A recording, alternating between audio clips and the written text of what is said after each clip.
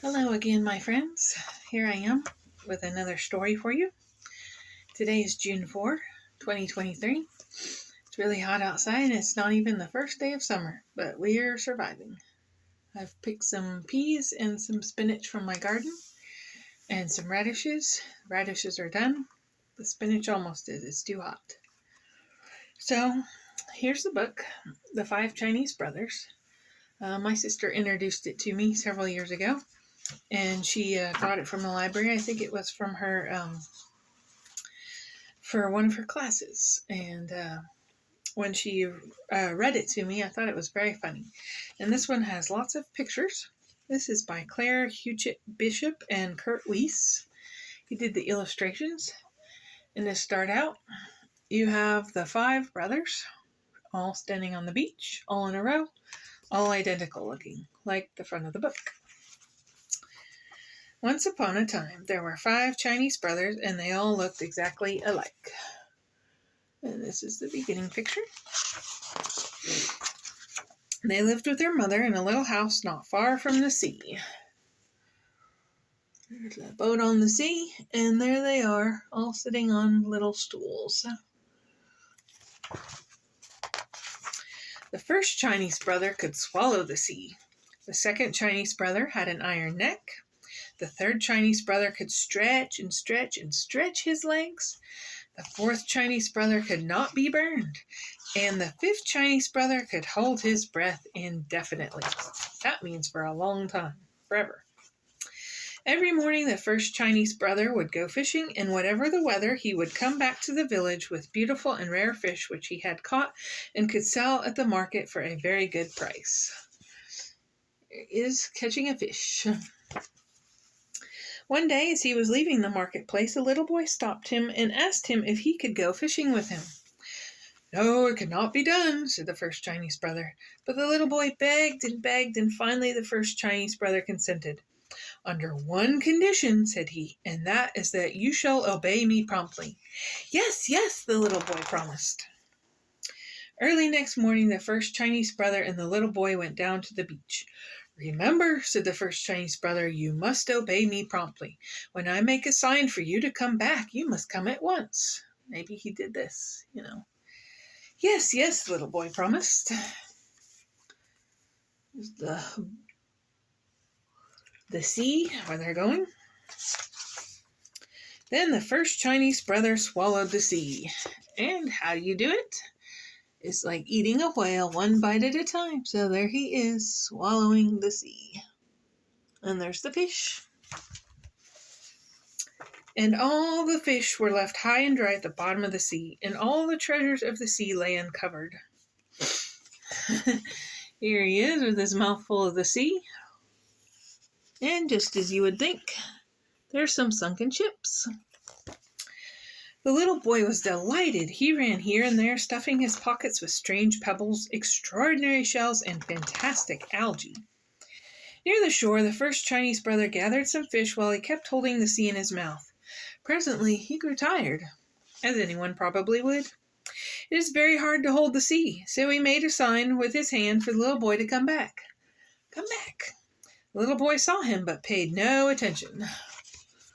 There he is. His mouth is full of the sea.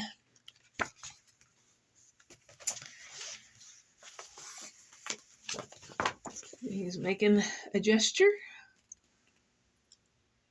And he's still holding.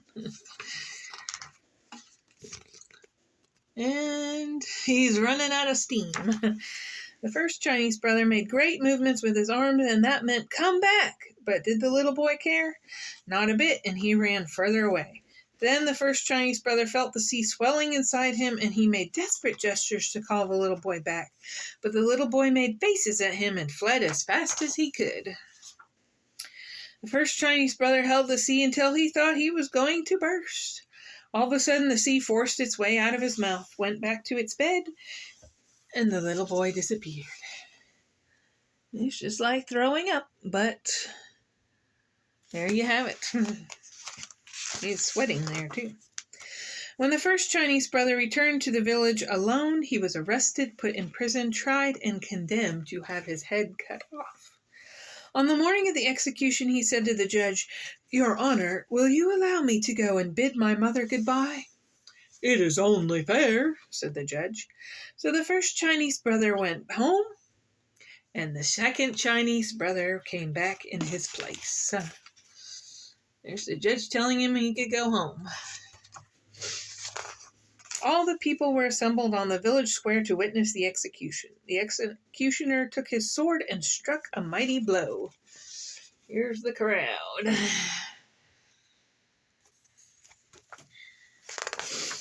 But the second Chinese brother got up and smiled. He was the one with the iron neck, and they simply could not cut his head off. Everybody was angry, and they decided that he should be drowned. There he is. He's smiling. Even the executioner looks amazed. On the morning of the execution, the second Chinese brother said to the judge, "Your Honor, will you allow me to go and bid my mother goodbye?" "It is only fair," said the judge. So the second Chinese brother went home, and the third Chinese brother came back in his place. He was pushed on a boat which made for the open sea. There's the second one asking and giving permission. Remember, there's 5. When they were far out on the ocean, the third Chinese brother was thrown overboard. But there they are. This book's a little ripped. And there they are. He's thrown in. Look at him. He looks like he's having a fine time. You kind of think about Jonah when you're thinking of a guy getting thrown overboard. But he began to stretch and stretch and stretch his legs way down to the bottom of the sea. The book turned sideways now, so you can see how tall he is.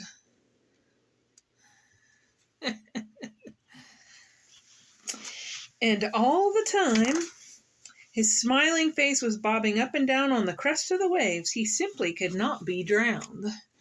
There he is. He's just barely above the waves. Everybody was very angry, and they all decided that he should be burned.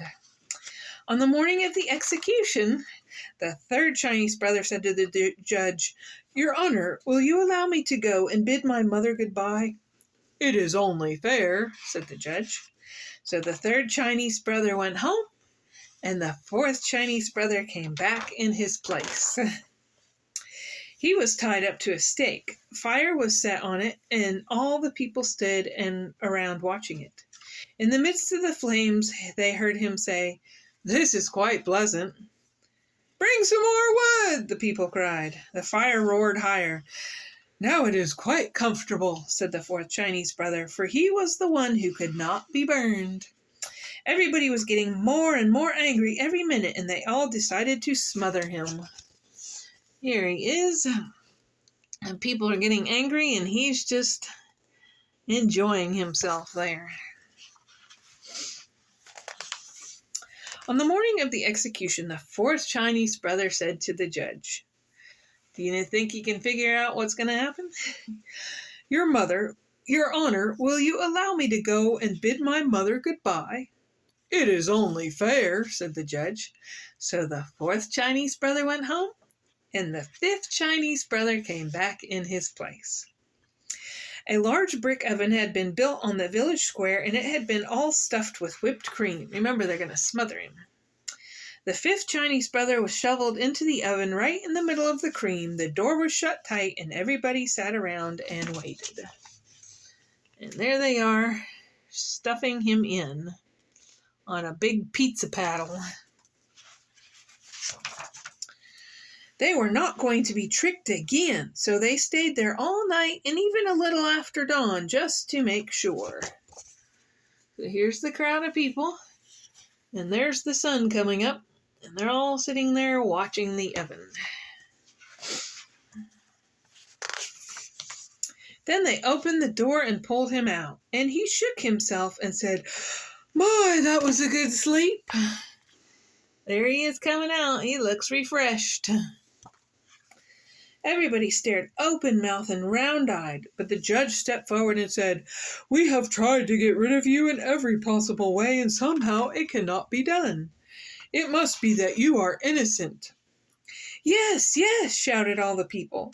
So they let him go, and he went home. And the 5 Chinese brothers and their mother all lived together happily for many years. There's all the boys, and there's their mother. And then you flip a couple of pages, and here they all are again, all lined up by the sea. That's probably their house because they lived by the sea with their mother. So I hope you enjoyed that book. When I went to a used bookstore and found it, I was so excited because I said I haven't heard of this book in years, and it was very, very amusing, and is simple and just really funny. And I think I'd like to have that and read that again. So there you go, the 5 Chinese brothers. I hope you enjoyed this story, and I hope you'll come back again for another story, and we'll see what books we can find to read. We'll see you again next time. Bye.